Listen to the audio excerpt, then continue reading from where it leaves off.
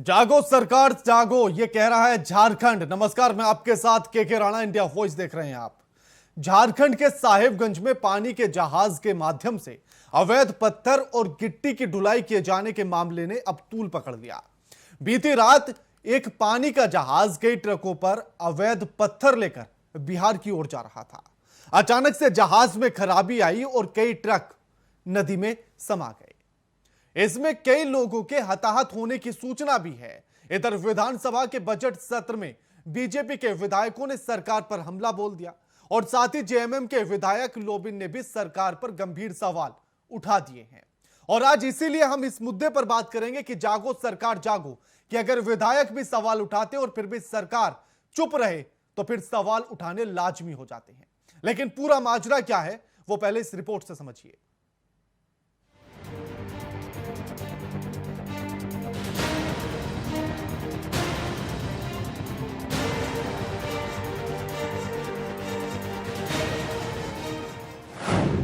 JMM के विधायक के गंभीर सवाल। सरकार से की शिकायत, नहीं हुई कार्रवाई। झारखंड में जोरों पर पत्थर का अवैध कारोबार। कब जागेगी झारखंड की सरकार?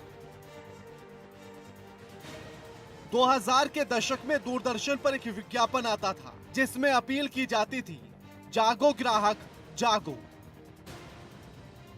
लेकिन जब हम वर्तमान के 2022 के पटल पर खड़े हैं तो अब लगता है कहना पड़ेगा, वो भी झकझोर कर, जागो सरकार जागो। क्योंकि अपील करने से तो काम नहीं चलेगा। झारखंड की सरकार पर लगातार आरोप लगते रहे हैं, कभी अवैध खनन के, कभी पत्थर के अवैध कारोबार के। अब माजरा समझिए। बीती रात झारखंड के साहिबगंज से पानी के रास्ते एक मालवाहक जहाज 14 पत्थर से लोड ट्रक लेकर बिहार के कटिहार के लिए रवाना हुआ। बीच नदी में जहाज में कुछ खराबी आ गई और एक ट्रक नदी में गिर गया, जिससे जहाज का संतुलन बिगड़ गया। जिसके बाद एक के बाद एक 4 ट्रक नदी में समा गए और 9 ट्रक जहाज पर ही पलट गए। इस घटना में ट्रक ड्राइवर और खलासी नदी में गिर गए। 10 लोग इस घटना में लापता हैं, जिसके बाद आज सदन में यह मुद्दा गूंजा। गरम घाट से इलीगल तरीके से दिन भर रात भर चलाया जाता है और स्थिति यह है, आज भी जो दुर्घटनाग्रस्त हुई है जहां पर, वो गरम घाट से जो इलीगल है वहां से चलाया जा रहा है और वहां के उपायुक्त कहते हैं कि समदा घाट से चल रहा है। इसलिए हम चाहेंगे कि इस मामले को सीबीआई जांच होनी चाहिए और जो वहां चलता है, जो कमेटी चलाती है, उसको तो काली सूची में डालना चाहिए। डीसी और एसपी के ऊपर केस होना चाहिए, उन लोगों को निलंबित कर देनी चाहिए। झारखंड से बिहार जा रही मालवाहक जहाज कटिहार जिला के पास दुर्घटनाग्रस्त हो गई है और उस घटना में कई लोग के लापता होने की खबरें भी मीडिया के माध्यम से लगातार आ रही है। मैं सर्वप्रथम उन लोगों के प्रति अपनी संवेदना व्यक्त करते हुए दोनों राज्यों के प्रशासन से आग्रह करता हूं कि जो लोग भी लापता हुए हैं, जो लोग गायब हुए हैं, उस घटना में प्रभावित हुए हैं, उसको रेस्क्यू तत्काल प्रशासन करे। साथ ही साथ इस पूरे मामले की सीबीआई जांच की मांग करता हूं। बीजेपी ने सदन में सरकार पर अवैध कारोबार पर नकेल कसने में विफल होने का आरोप लगाया, लेकिन सरकार के लिए मुद्दा गले की फांस तब बन गया जब जेएमएम के विधायक लोबिन हेम्ब्रिम ने सरकार पर आरोप लगाया और कहा कि मेरे क्षेत्र में लगातार पत्थर का अवैध कारोबार चल रहा है। सरकार को इससे अवगत कराया गया, लेकिन सरकार ने कोई भी कार्रवाई नहीं की। निश्चित तौर पर सरकार को इस पर संज्ञान में लेना चाहिए और कितने लोग की जाने गई है उसका पता करे, वो लोग कहाँ है नहीं है, और उन लोगों को मुआवजा मिलना चाहिए महोदय। और इस तरह का ओवरलोडेड हो जाता है, क्यों नहीं बोल रहा है महोदय? आज से नहीं बोल रहा है महोदय। मैं शुरू से बोलते आया हूँ कि इलीगल तरीके से इतना माइंस का जो चोरी हो रहा है, गवर्नमेंट का रेवेन्यू लॉस हो रहा है महोदय, और इतने लोगों का जान चला गया महोदय। तो ये सरकार को आपके माध्यम से मैं कहना चाहूंगा, संज्ञान ले और तुरंत इसकी जांच करे।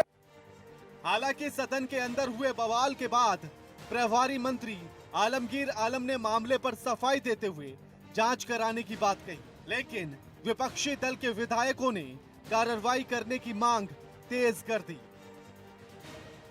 कि फेरी घाट में कुछ टैंक ओवरलोडेड था और बिहार बॉर्डर में जाने के क्रम में डूब गया है, तो निश्चित तौर पर ये घटना जो है दुर्भाग्यजनक है। और मैं पूरा इसको जानकारी हम कर लेते हैं, जैसे जैसे अभी माननीय अनंत ओझा जी बोल रहे थे, वीरेंद्र नारायण जी बोल रहे थे और हमारे पूर्व मुख्यमंत्री बाबूलाल जी बोल रहे थे, ये अवैध भी घाट है। मुझे तो इसका जानकारी नहीं है, मैं जानकारी कर लेते हैं। अगर दोषी कोई व्यक्ति है, अधिकारी है, निश्चित तौर पर उस पर कार्रवाई होना चाहिए।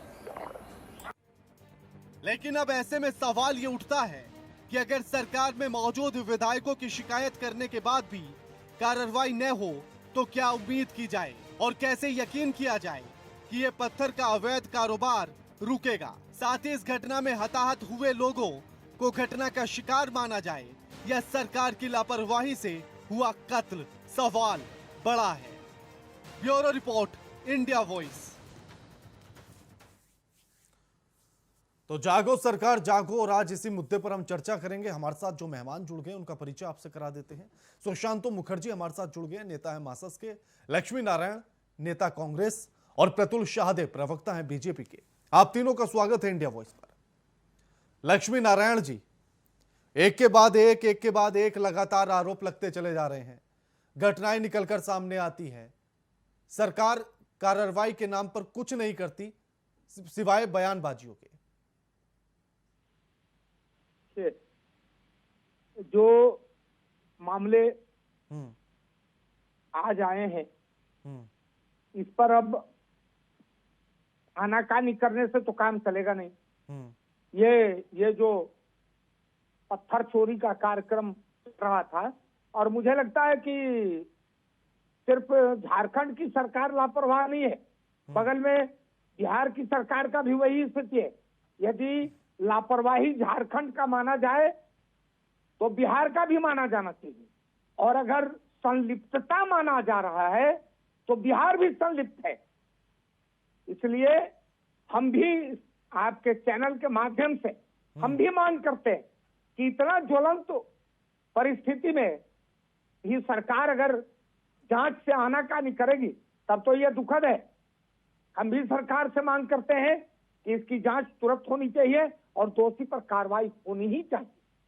सुशांतो जी, अब क्या किया जाए अगर सरकार के ही उसी पार्टी के विधायक भी ये कह दे कि मैं शुरू से इस बात को कहते आ रहा हूं कि जो अवैध कारोबार है उस पर नकेल कसी जानी चाहिए, लेकिन सरकार शिकायत के बाद भी कोई कार्रवाई नहीं करती है?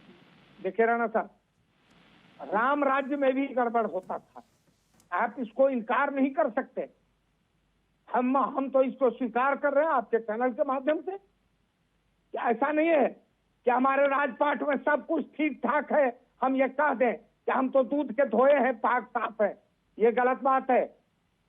हम आपके चैनल में ये स्वीकार करते हैं कि जब राम राज्य में भी गड़बड़ियां होती थी तो इस राज्य में भी गड़बड़ी है, हम उसको इनकार नहीं कर सकते। लेकिन सरकार को त्वरित कार्रवाई करना चाहिए। सरकार के संज्ञान में क्यों ही ये मामला आया, इसकी जांच होनी चाहिए। मुझे लगता है कि मंत्री हमारे आलमगीर आलम साहब ने विधानसभा में ये बयान भी दिया है, तो अभी ये कहना कि सिर्फ बयानों में मामले रह जाते हैं, मुझे लगता है समय से पहले कुछ बोलना होगा। आप इंतजार करें, जो दुर्घटनाएं घटी हैं और इसमें जो लोग शिकार हुए हैं, आप ये कह रहे हैं कि सरकार की संलिप्तता मानी जाए या लापरवाही मानी जाए।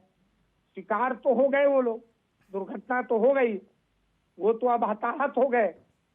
लेकिन मेरा कहना है कि ये इसके बाद से अभी से ही इस मामले पर पटाक्षेप हो, पूर्ण विराम लगे, और ये अवैध कारोबार, मैं भी सरकार से मांग करता हूं कि सरकार इस पर त्वरित कार्रवाई करे। आदरणीय मुख्यमंत्री और हमारे माननीय मंत्री आलमगीर साहब ने जो बयान दिए हैं, मैं भी इस चैनल के माध्यम से निवेदन करता हूं कि वो इस पर त्वरित कार्रवाई करें। ठीक है सुशांतो जी, राम की आड़ लेकर बचा जा सकता है क्या इस मामले से?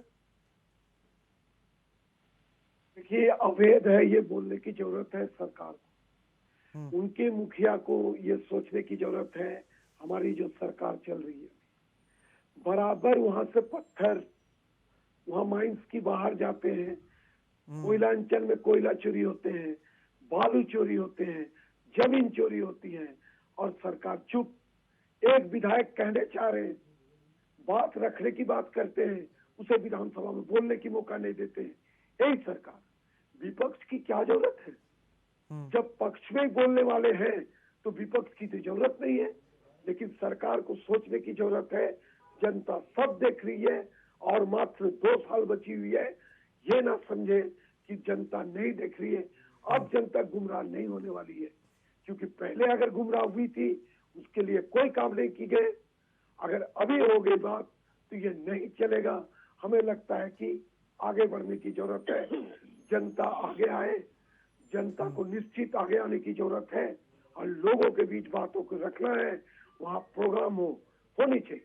जी प्रतुल जी, अगर इतना कह दिया जाए कि राम के राज्य में भी सब कुछ ठीक नहीं था, फिर हमारे में भी नहीं है, क्या फर्क पड़ता है? सारी चीजों को कवर कर लेंगे ये बातें? राणा जी, मैं 10 मिनट से अपने पहले पैनलिस्टों को सुन रहा था और चूंकि मैं विपक्ष का के लिए प्रतिनिधित्व कर रहा हूं तो आपसे भी आग्रह है कि थोड़ा समय देंगे। देखिए, सबसे पहले अपनी बात शुरू करने से पहले मैं आज योगी आदित्यनाथ जी को फिर से मुख्यमंत्री बनने के लिए बधाई देना चाहूंगा और आज जो इस दुर्घटना में जिन लोगों की जाने गई हैं उनके प्रति हमारा श्रद्धा सुमन। देखिए, सत्ता पक्ष ने भी स्वीकार किया है कि हेमंत सरकार के राज में अवैध इलीगल माइनिंग, इलीगल बालू खनन, जैसा सुशांत जी ने बताया, इलीगल कोयले का व्यापार, इलीगल स्टोन चिप्स का व्यापार चरम पर है। सीता सोरेन जी, जो माननीय मुख्यमंत्री जी की न सिर्फ भाभी हैं बल्कि एक सीनियर विधायक हैं, उन्होंने भी ट्वीट करके कहा था कि दुमका में डीआईजी के संरक्षण में 700 अवैध जो माइंस है, क्रशर्स है, वो चल रहे हैं। लोबिर हेम्ब्रम जी धरने पर बैठे थे कि ये जो पत्थर जो भेजा जाता है वेस्ट बंगाल के रास्ते बांग्लादेश और जो बिहार भेजा जाता है वो बिना चालान के भेजा जाता है और स्थानीय प्रशासन और सत्ता के ऊपर बैठे लोगों का इसमें संरक्षण प्राप्त है, वो बचाता। उन्होंने धरना दिया था इस मुद्दे पे और आज उन्होंने इस बात को स्वीकार किया। देखिए, साहिबगंज से एक बहुत बड़ा इलीगल रैकेट का संचालन हो रहा है और आज जो घटना हुई है, मैं मानता हूं कि ये कोई दुर्घटना नहीं है बल्कि सिस्टम के द्वारा की गई हत्या है। हत्या कैसे, ये मैं प्रूव करूंगा। राणा जी, मैं आपको एक लेटर दिखाना चाहता हूं। ये 13 जुलाई 2021 का है। हमारे विधायक दल के नेता बाबूलाल मरांडी ने 13 जुलाई 2021 यानी अभी से लगभग 8 महीने पहले लिखकर कहा था कि साहिबगंज से इलीगल माइनिंग जो है वो चरम पर है। और मैं सिर्फ 2 लाइनें पढ़कर सुनाता हूं। ये 13 जुलाई का पत्र है कि यहां से मालवाहक और पैसेंजर परिवहन को मिलाकर गैर कानूनी तरीके से 10 वेसल्स चलाए जा रहे हैं, जबकि सिर्फ 2 को परमिशन है। इन वेसल्स पर बिना वैध कागजात के ओवरलोडेड पत्थर और बालू लदे ट्रक पार कराए जा रहे हैं और जो न सिर्फ किसी बड़े खतरे की घंटी को आमंत्रण दे रहे हैं बल्कि ऐसे किसी बड़े अनहोनी से भी इनकार नहीं किया जा सकता। भगवान न करे अगर किसी तरह की अनहोनी आपके क्षेत्र में होती है, मुख्यमंत्री को लिखा पत्र है, तो इसकी चर्चा राष्ट्रीय ही नहीं अंतर्राष्ट्रीय स्तर पे होगी, जिससे राज्य की बदनामी होगी। बाबूलाल मरांडी ने 8 महीने पहले सरकार को वार्निंग दी थी कि ये इलीगल रैकेट चल रहा है, सिर्फ 2 वेसल्स को परमिशन है और 2 वेसल्स को भी जो परमिशन था वो सिर्फ समदा घाट से था, लेकिन वहां पे एक दूसरे घाट से, गर्म घाट से साहिबगंज का इन वेसल्स को चलाया जा रहा था। 2 वेसल्स का परमिशन था, दिन में 12 से 14 वेसल्स चल रहे थे ओवरलोडेड पत्थर को लेकर। अब हमारा बड़ा प्रश्न है कि जब हमारे विधायक दल के नेता ने 8 महीने पहले सरकार को ऐसी बड़ी दुर्घटना की हिदायत दी थी, चेतावनी दी थी, उसके बाद ही सरकार क्यों सोई हुई थी? क्यों आज इन्होंने इंक्वायरी की घोषणा की? और राणा साहब, आपको पता है इंक्वायरी कौन कर रहा है? एक एडिशनल कलेक्टर लेवल का अफसर। क्या आपको लगता है उसकी इतनी औकात, इतनी हिम्मत है कि उस जिले के डीसी और एसपी के खिलाफ कोई रिपोर्ट देगा? और आपको क्या लगता है ये संरक्षण जो भी पत्थर का अवैध ये कारोबार चल रहा है इलीगल घाट से, ये क्या बिना डीसी और एसपी के और स्थानीय जो नेतृत्व है या आप शीर्ष नेतृत्व करें उनके संरक्षण के बिना चल रहा? हमारा सबसे बड़ा प्रश्न है, आदरणीय तिवारी जी बैठे हैं, उन्होंने राम राज में गलतियों को गिनाया। मैं तो नहीं जानता कि राम राज तो आदर्श व्यवस्था थी, उसमें क्या गलतियां हुई, लेकिन ये चर्चा से परे विषय है। मैं तिवारी जी से सिर्फ ये जानना चाहता हूं कि अगर 8 महीने पहले विधायक दल के नेता बाबूलाल मरांडी जी, जो राज्य के पहले मुख्यमंत्री थे, उन्होंने चिट्ठी लिखकर सरकार को चेतावनी दी थी कि ऐसी दुर्घटना घट सकती है, और आज ये दुर्घटना घट गई, इतने लोगों की जान गई। लक्ष्मी जी, सरकार हत्या की दोषी नहीं है, ये दुर्घटना नहीं, ये सिस्टम के द्वारा की गई हत्या है। बिल्कुल वही सवाल ले रहा हूं मैं। लक्ष्मी जी, जी ये जो घटना हुई और इसमें जिन लोगों की जान गई, सरकार ने उनका कत्ल किया है? देखिए राणा साहब, अभी हमारे आदरणीय प्रतुल जी कह रहे थे कि ये सिस्टम के द्वारा की गई हत्या है। 8 महीना पहले जब पूर्व मुख्यमंत्री और उनके विधायक दल के नेता, अभी तो मान्यता नहीं मिली है, लेकिन वो कह रहे हैं, मैं स्वीकार करता हूँ, विधायक दल के नेता के रूप में मान्यता की आवश्यकता नहीं है। विपक्ष के नेता के रूप में आपने मान्यता नहीं दी। तिवारी जी, एक चीज और चलिए, प्रतुल जी सवाल ये नहीं है। प्रतुल जी, आदरणीय बाबूलाल जी ने एक पत्र लिखी थी सरकार को, तो मेरा ये कहना है कि पत्र लिखी थी और 8 महीने के बाद ये परिस्थिति, सरकार की नजर थी, हो सकता है ये चोरी सरकार की नजर होते हुए फिर कैसे हो गई घटना? सरकार के द्वारा। देखिए मैं कह रहा हूँ, 8 महीने तक सरकार सोई हुई थी। देखिए मैं कह रहा हूँ कि सरकार सोई हुई थी, तो 8 महीने के बाद ये घटना घटी है ना, ऐसी बात तो नहीं है। यही तो लक्ष्मी जी पता है सबसे बड़ी समस्या क्या है आपके साथ? राणा साहब, लक्ष्मी जी, 10 सेकंड में मैं एक इंपॉर्टेंट इन्फॉर्मेशन और शेयर करना चाहता हूँ आपके चैनल पे। देखिए या तो उनसे पूछ लीजिए, वो बोल रहे तो मैं बोलूं, फिर आप तिवारी जी से जितना मर्जी बुला ले, मुझे 10 सेकंड दें। बोलिए प्रतुल जी। राणा साहब, मैं एक चीज और जानना चाहता हूँ कि जो वेसल्स हैं उनको चलने की अनुमति सूर्योदय से लेकर सूर्यास्त के बीच में है, तो फिर ये रात में वेसल्स कैसे ऑपरेट कर रहे थे? इस चिट्ठी पे क्यों नहीं सरकार ने संज्ञान लिया? जब सनराइज टू सनसेट के बीच में वेसल्स को चलाने की अनुमति है, और जिस घाट से समदा घाट से अनुमति है, उस घाट से नहीं चलाकर गर्म घाट से क्यों चलाया गया? और 8 महीने तक सरकार की नींद नहीं टूटी, 8 महीने बाद ये दुर्घटना हुई, क्यों नहीं अधिकारियों के ऊपर और जो लोग रिस्पॉन्सिबल है उनके ऊपर हत्या का मुकदमा किया जाए? बिल्कुल सवाल ले रहा हूं मैं। लक्ष्मी जी, सवाल यही है, और सबसे बड़ी समस्या आप लोगों के साथ ये है कि हर बार सरकार जागी हुई है, हर मामला सरकार के संज्ञान में है, उसके बाद भी घटनाएं घट जाती हैं। देखिए सर, सुनिए, बाल का खाल खींचना हो तो दूसरी बात है, सीमाओं पर हमारी सेना चौकस रहती है, केंद्र सरकार की। अरे महाराज कहाँ जा रहे हैं आप? मुद्दा यही नहीं ना हमारा। बोलने दीजिए तो लक्ष्मी जी जो मुद्दा है उस पर बात कीजिए ना आप।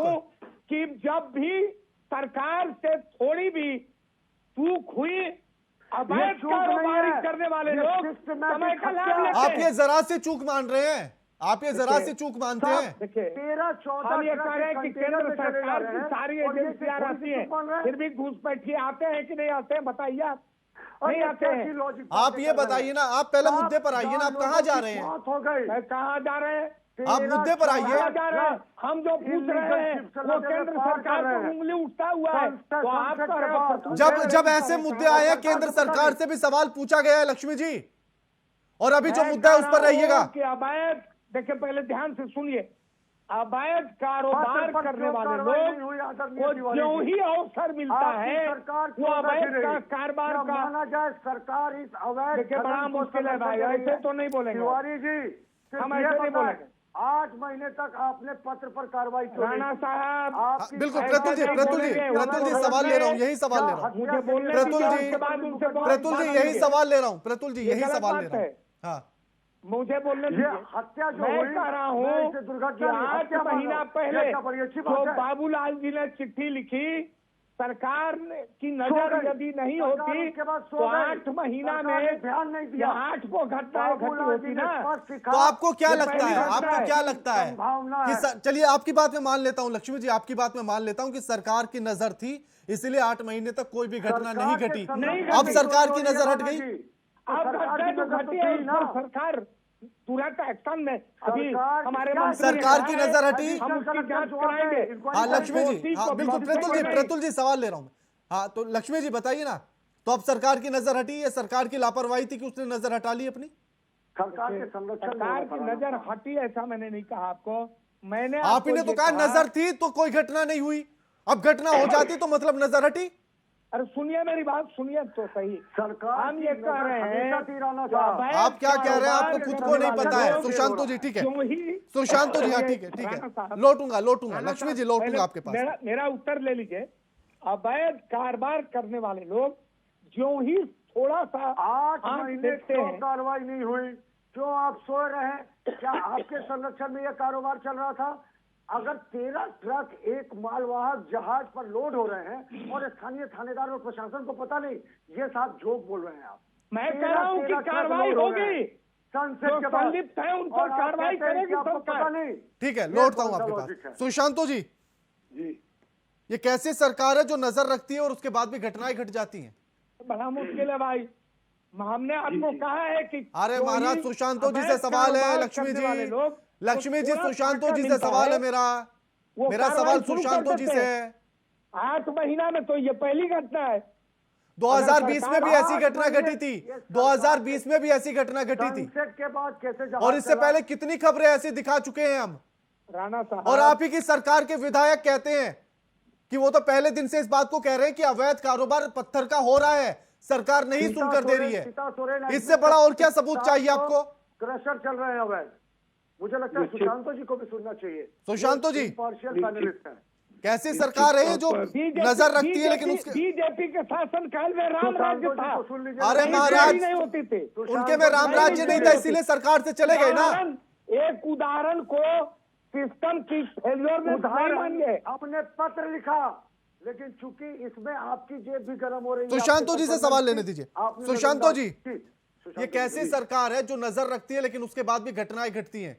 किसी भी मुद्दे पर बात कर लीजिए चाहे। जी जी जी, कहाँ नजर, किसके ऊपर नजर?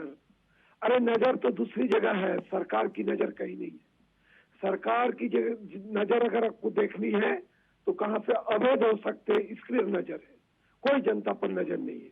पूरे देखिए यहाँ पर पूरे विधानसभा सत्र में देखिए एक मामला था जो 32 की मामला लेकर स्थानीय था, उसको हमारे माननीय मुख्यमंत्री जी 3.25 करोड़ जनता की जो आशा थी, भरोसा थी, 5 लाख नौकरी की बात थी, उससे मुकर गए। तो जनता भी देखेगी। निश्चित तौर पर हमारे यहाँ झारखंड में सबसे ज्यादा कोयला, सबसे ज्यादा बालू, सबसे ज्यादा पत्थर, ये सरकार आने की बात ज्यादा चालू हो गई। फीडर से काम कर रहे, जहाँ लाइसेंस नहीं है वहां से पास कर रहे। एक अगर माइंस कर दिए तो 100 माइंस कर रहे। हम लोग पता है स्पॉट में जाते हैं, देखते हैं। ये सरकार अगर सोच रही है कि हम पैसा कमा कर भी दोबारा आ जाएंगे, ये गलत फहमी है। ये सरकार ना सोचे, क्योंकि जनता गुस्सा पे है। जनता 5 के बाद जबरदस्त आंदोलन होने वाले हैं पूरे झारखंड में। ये अप्रैल 5 के बाद शुरू होगी और सरकार निश्चित पर सरकार को झुकने पड़ेगी, सरकार के मुखिया को झुकने पड़ेगी, और जो सरकार को समर्थन दे रहे उनके आगे झुकने पड़ेगी। विधायकों की बात सुनने पड़ेगी, क्योंकि विधायक भी चुन के वही लाए हैं, जनता लाई है, जनता ही चुन के मुख्यमंत्री लाए हैं। तो कैसा झारखंड हमारा बना, कौन चीज के लिए झारखंड बना? ऐसे झारखंडियों को झारखंड नहीं चाहिए।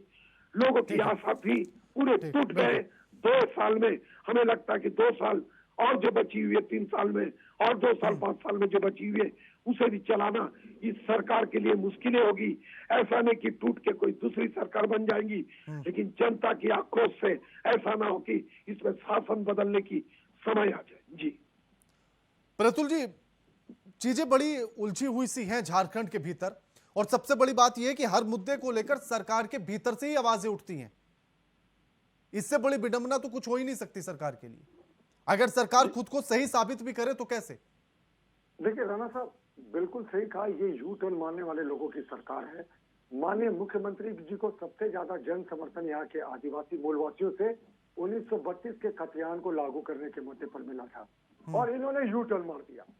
इन्होंने कहा कि ये लागू नहीं हो सकता। क्या आप और सहमत इन्होंने कहा हैं? था कि देखिए मुझे बोलने दें, इन्होंने कहा था कि 5 लाख नौकरियां देंगे। हम अब बोले कह तो रहे हैं मुझे 5 बोलने लाख दो। आ नौकरियां रहा हूं देंगे। लक्ष्मी जी, आ रहा हूं। तो ये अपना गोल पोस्ट बदल रहे हैं। मेरा तिवारी जी से सिर्फ 2 प्रश्न था जिसका उत्तर इन्होंने अभी भी नहीं दिया, कि 8 महीने पहले जब बाबूलाल जी ने पत्र लिखा था तो क्यों कार्रवाई नहीं हुई?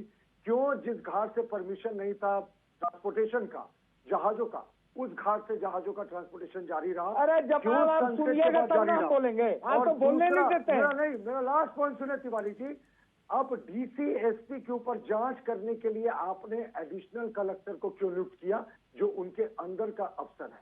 अब एडिशनल कलेक्टर कैसे जांच करेगा? डीसी एसपी कमिश्नर, जिन बिल्कुल लोगों की बिल्कुल, सर्विस समय बड़ा कम है। जवाब दीजिए लक्ष्मी जी, जवाब दीजिए। देखिए मैं बहुत मजबूती के साथ ये बात कह रहा हूं कि जब बाबूलाल जी ने जो चिट्ठी लिखी उससे और जो घटना घटी उसके बीच में 8 माह का फासला है।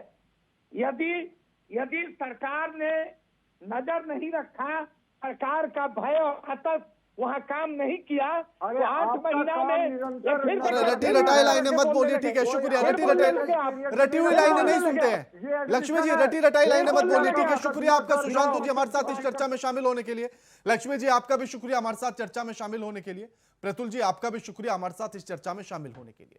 लेकिन सवाल यही है कि आखिर सरकार मौन क्यों है? सरकार के भीतर से ही लगातार आवाजें उठ रही हैं। सरकार के विधायक इस सरकार पर यह आरोप लगा रहे हैं कि लगातार वो अवैध कारोबार को लेकर सरकार से शिकायत कर रहे हैं, लगातार सरकार को अवगत करा रहे हैं, लेकिन उसके बाद भी सरकार सुनने के लिए तैयार नहीं है, कार्रवाई करने के लिए तैयार नहीं है।